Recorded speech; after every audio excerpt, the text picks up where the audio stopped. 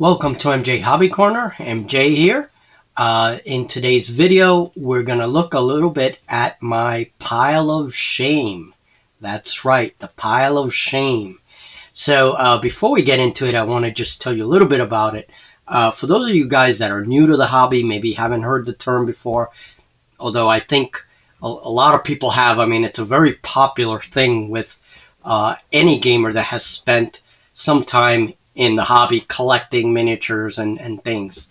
So basically there are times as collectors that we see it could be maybe a sale or maybe miniatures a line that is gonna be is part of a dead game, and so they're discontinuing it, and so we want to grab some of those before they go out.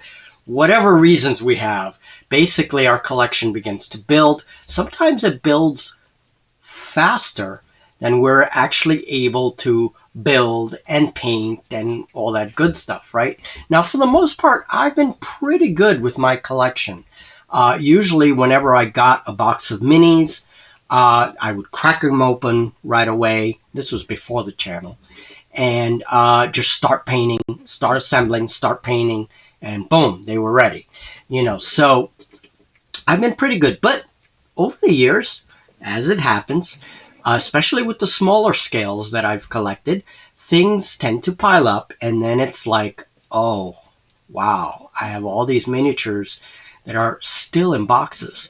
So that's the pile of shame, basically. So I decided to go through them. Now, this week was a short week for us because obviously, as you guys here in the States know, this was Thanksgiving week, right? Yesterday was Black Friday. And so this was a short week for me. I took Thursday and Friday off. But Friday, instead of doing anything in the studio, I decided to go through my pile of shame. And I assembled some minis and I started painting. And basically, I painted all day on Friday. So I worked on my 172 scale project, which we're going to see in just a second. And I worked on assembling my 15 millimeter lizardman army that was pretty much just in a case, and started going through them. So I'm going to introduce to you my 15 millimeter lizardman army because I play lizardmen in many different games. I love lizardmen, and I'm going to be doing some sculptures and some things for this army. But first I want to introduce it to you. So I'm going to break it down. And remember, these guys are not veterans. They're green. They're just out of their baggies. They haven't seen tabletop action, so we gotta get them painted and get them in the action right away. So, all right, so let's check out the lizardmen first, and then I'll take you to see some of the work that I've done on the miniatures that were unpainted. Okay, so, all right, let's do it.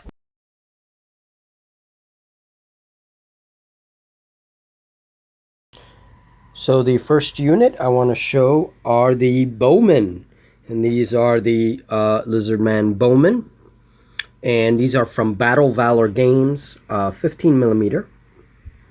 Okay, so they're very, very cool. Following the bowmen, let's go to the next unit. And the center of the army with one commander. There is the big Lizardman Commander, and these are also from Battle Valor Games. And this was the 16-pack set. You can get them in 8-pack, 16-pack, 35-pack, or you can get the small war bands, which are about 35 figures, but then they're mixed, different kinds of units. The core of my army right here, and let's move on.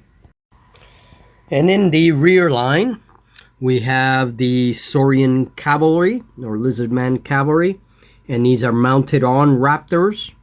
There are 8 of them making up this unit. Okay, so that is my support. And there goes a little bit of better view on these guys. And again, these are all from Battle Valor. A good portion of the army is from Battle Valor. And on the front line, there is the Goblin mercenaries on raptors. So yes, We don't know exactly why the goblins are joining the lizardmen, but they are. And so we have goblin riders on raptors. And these are from Splintered light miniatures. Okay, and fulfilling the role of skirmishers is the basalisk tribe. Okay, and these are from a variety of lizardmen from Splintered light miniatures. They came as a single warband. And these are from Splintered light miniatures. I bought these on Noble Knight games a long time ago. So these are more your classic lizardmen. So I thought these will be great. They're different. They have the little sails on the head. These will be great skirmishers for my lizardman army. And we're just saying that they are a different tribe. So here is the leader to the skirmisher tribe. Okay. And behind him are the 3 shamans. And that is the magical component of the tribe.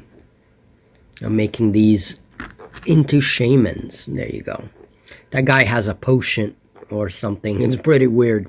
So those are the 3 shamans for the army to provide some magic. And let's move on. Okay, and in the rear there, we have a frog shaman providing some more magical support with his familiar. And then we have the frog tribe, which is also skirmisher support, mostly with javelins. So they provide a little bit of ranged attack. All right, and so those are the frog skirmishers. And then for heavy support, we have these massive tyrant lizards here, which I'm going to be repainting, rebasing, fixing, and probably I'm going to add howdas on top of these. And you'll see that project coming very soon. I'm going to just make a few howdas, removable howdas, that'll go on these giant lizards. And this way I can put one of the shaman on top of the howda, and that'll be his transport, right? And then we have the choice of a giant crocodile. There's 2 of them in the army. That's one of them. And then we have these giant lizards. Now, these guys take the place of trolls or ogres in the army, and they are, again, heavy support. And then there is a young dragon, which I'm going to be repainting, and that is also it could be part of the command if I want the dragon to lead the army. But more than likely it'll be a heavy support unit providing some breath weapon to the army. 15mm army assembled. And once it is painted, they are ready, they will be ready to fight in any of our tabletop environments.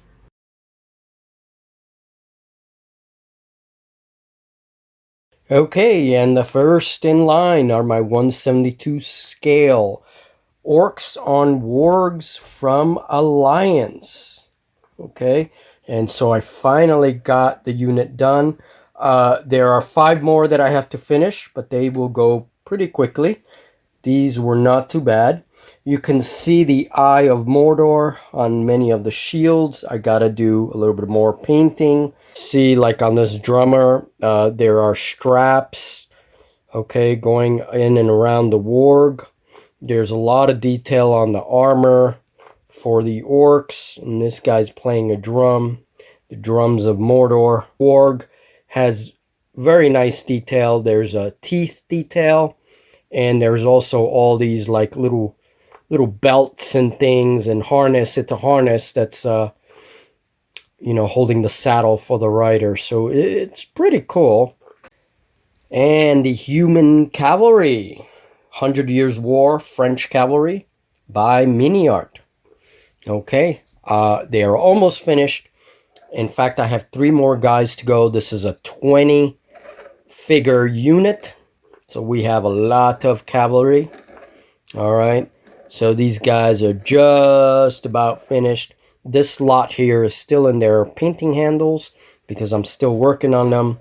But I got a lot of work done, and these guys will be ready for the battlefield.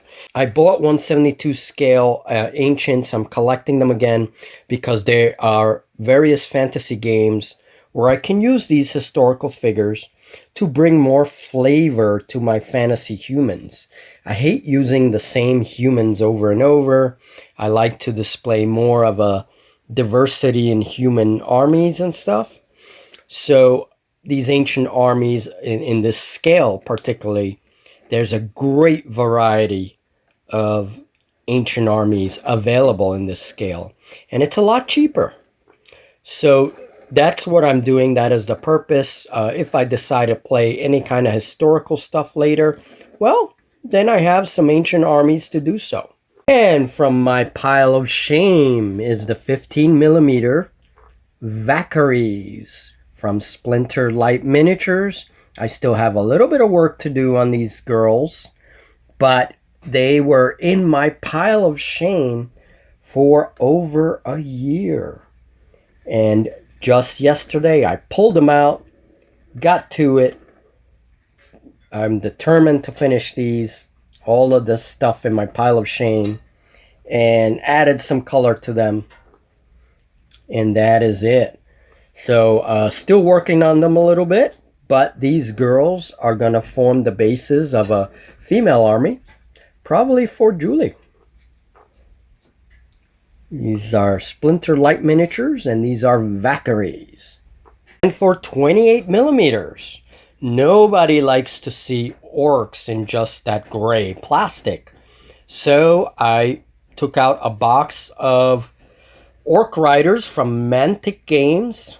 These are the boar riders, and cracked them open, and I got half of them painted. I need 5 more. There are 10 in the box. And then these orcs can now join their fellow infantrymen. And there's one of them. Their fellow infantrymen. And we will soon have orcs. And also a giant cat. He's here to kind of inspect the painting job as well. So this is what my cat does in the office. He tries to get into one of the model boxes.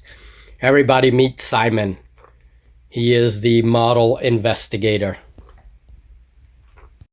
And in the 15mm scale, these are my 15mm World War II British. Okay, and I just finished 5 of them.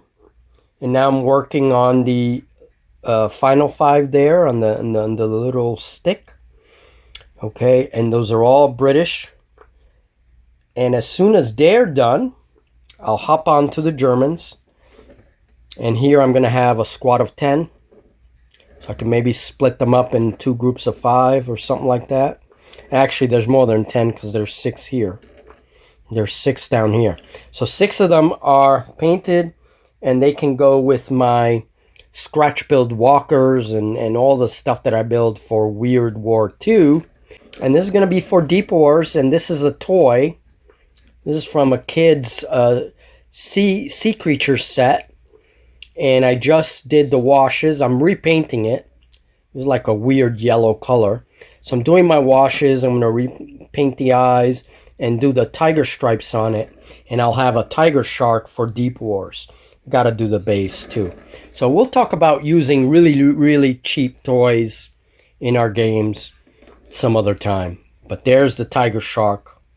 Just about finished. And he goes with a sculpture that I did for Deep Wars. Alright, so I hope you guys enjoyed that. I certainly enjoyed painting and working on the miniatures.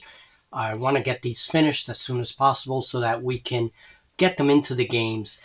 It will certainly be nice to be able to change our armies from time to time so we're not always playing with the same armies, and we can definitely, the more figures I have painted, the more I can do that. And so we can try out different armies for the different games and just have fun that way, right? Bring you more battle reports and such.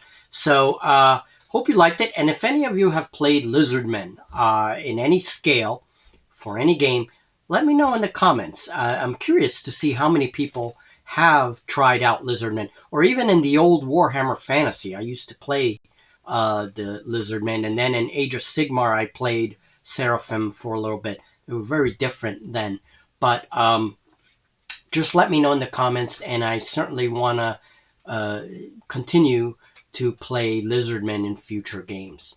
All right, folks, so thank you very much, and hope to talk to you guys soon, and I'll see you next week in the studio. Have a good one.